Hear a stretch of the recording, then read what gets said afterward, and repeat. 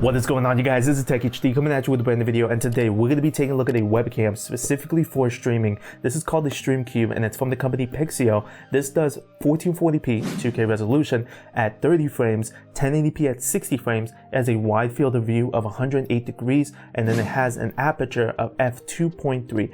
Pretty good specs. So we're going to be diving into the specs. Let's take a look at the features, what it all comes with. I'm going to show you guys some example footage that I've done during my stream because I have been testing it out for a couple weeks now.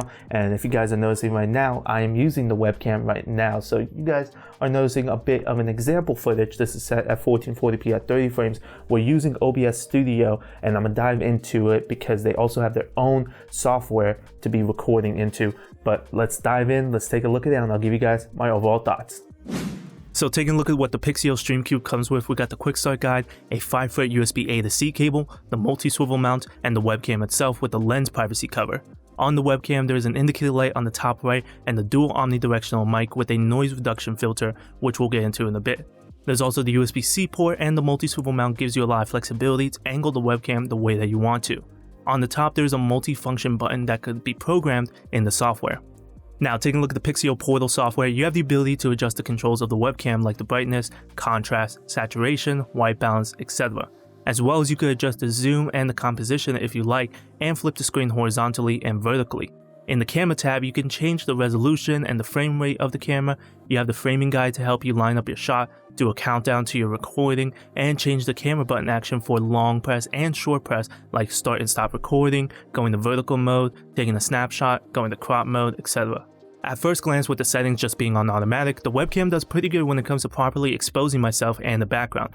Maybe a bit too much contrast, but overall very nice. It does seem to overexpose a bit when I try to showcase a product, for example, in front of the camera, and takes a bit of time to adjust the correct exposure, but it eventually gets it. I wish there was a bit faster when it comes to adjusting. It also does pretty well in low light. Not that much noise and graininess in the footage thanks to the low aperture of f2.3, so it'll let in a good amount of light, and because it captures footage in an uncompressed YUI2 format, so there's much less compression and artifacts. The webcam also seems to do pretty well when it comes to the auto white balance. Even with all the color lights in the background, it was pretty accurate with the white balance that I set my lights to. Autofocusing on the webcam is very fast and impressive. I love it because I want to showcase a product while I'm streaming. It locks on quickly and goes back to focusing on my face as well, so I've been loving that feature. Now here's the strange thing, in OBS when I set the webcam to 1080p 60fps, it gives off this weird super wide, almost like a fisheye look. It gives it a much more wider field of view, but it also warps the footage and any straight lines aren't straight anymore, and it makes your face look bigger and more round.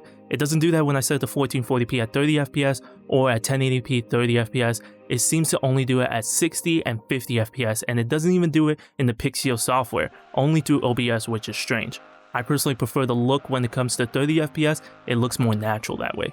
Now, I've been using the StreamCube for weeks, and I've been liking the quality of the webcam when you dial it in and do some minor adjustments. Whether you're full screen the webcam on Twitch, Kick, or YouTube, or you have it cropped in the corner of the screen, it looks good, and my viewers have said that they don't really notice much of a difference compared to my mirrorless cameras ranging anywhere from $1,700 to over $2,000, which is insane to hear.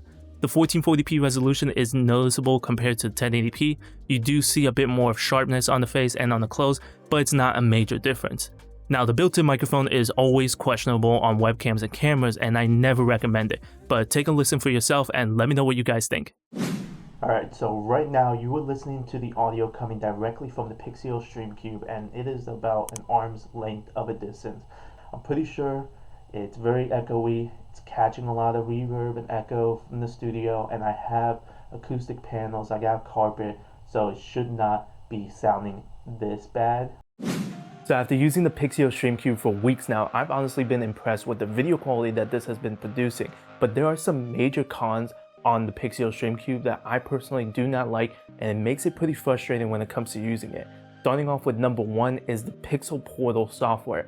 Now it seems like once you turn off your computer, or if you were to reboot it, whether on the desktop or on the laptop because it worked on both, this resets everything back to default. Whether you mess with the brightness, the contrast, the exposure, the white balance, anything that you do, once you turn off your computer or you reboot it, it brings it back to default, which is honestly really annoying. And it seems like the webcam itself doesn't have any flash memory as well. So if I were to transfer the webcam from one computer to another or to a laptop, none of that transfers over. So you gotta memorize what you did on the one PC and copy that over to the second one. So that is another annoying thing, and it just doesn't make any sense on why the Pixel portal is not saving any of the settings that I do. Because if I have any issues in OBS to the point that I need to reboot my PC for any reason, and it just everything goes back to default, and so then I have to do everything again, and that just makes it really frustrating and annoying, and it makes no sense on why it's not saving. Now, the second major con is going to be the built-in microphones. It comes to the point that we're in 2024 and majority of people that are streaming, creating content, or doing any meetings have external microphones. Whether it's USB or XLR, anything external is going to sound way better than the built-in audio from a webcam or from an actual dedicated camera. And so it makes no sense on companies investing money and resources to improve the built-in microphones in the webcams, because regardless, we're not going to use it. So I suggest Pixio and everybody else to stop implementing microphones in the webcams, because regardless, we're gonna have external microphones and we're just gonna be using that instead. Now, the third major con is pretty much the field of view, and I'm not sure if this is a Pixio thing or if it's an actual OBS thing, but like I said, going from 30 FPS to 60 FPS, it gives you that wider field of view, but it distorts the image, it makes your face look a little bit weird, and I wanna use 60 FPS because I stream at 60 FPS, and I want to match the webcam to everything else. But in order for me to make it actually look good, I have to drop down to 30 FPS, either in 1080p or 1440p, and so that makes it a little bit annoying as well. And like I said, I'm not 100% sure if it's a Pixio thing or if it's an OBS thing, because it doesn't do that in the Pixio software, so not 100% sure on that. Now, the fourth and final major con is again going back to the Pixio portal software, and that is if you're going to be recording directly from the software, I highly do not recommend it, because I'm going to show you guys example footage, and I tried recording at 1440p and 1080p, and it just looks really compressed. It comes to the point that the quality gets so diminished, and not only that, but the frame rate drops from like wherever you set it to like 10 FPS, so it looks really jittery, really bad quality. Now, I highly recommend recording on an external software, like for example OBS Studio. I personally had no problems with it. I set it to lossless and the quality looks really good, no issues when it comes to that. But on the Pixio portal software, it looks really bad, and I cannot recommend it at all. So after using the Pixio StreamCube for weeks now, and after doing some minor little adjustments in the settings, the video quality is actually really good, to the point that my viewers said that they didn't really see a difference from the webcam to my actual dedicated full-frame mirrorless camera that goes over $2,000, and so that is pretty impressive. It really goes to show on how far the webcams have come, and they have come a long way when it comes to the actual video quality. And of course, when you implement proper lighting and stuff like that, you can really improve the video. And of course, streaming on Twitch, Kick, and YouTube, there's going to be compression regardless. So most of your viewers are not going to see that much of a difference when it comes to a webcam compared to an actual dedicated camera. Now, the major question has to be if it's worth the price point. Now, retail wise, this is going for $199, and if it was going for $199, I would say definitely not. There are way better options for a lower price that offers really good quality. But I've been seeing this on sale going for $129, which is a much better option, and I could definitely recommend it at that price point, and it really competes with other companies and their webcams. And this, like I said, offers really good visual quality. But the major thing that they need to improve is the software itself when it comes to the Pixio portal. If they fix those major issues when it comes to not saving any of the adjustments that you do, and the compression if you're trying to record directly in the software, if they fix those issues, then this will be a really good option to go with. As far as the microphone goes, as far as the field of view, like I said, I'm not sure if it's an OBS thing or if it's a Pixio thing.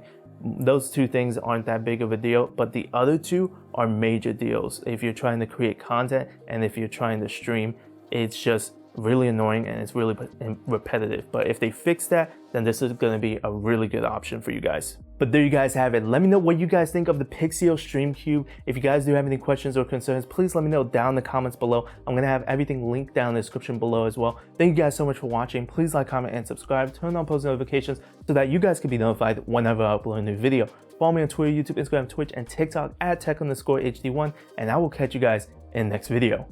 Peace!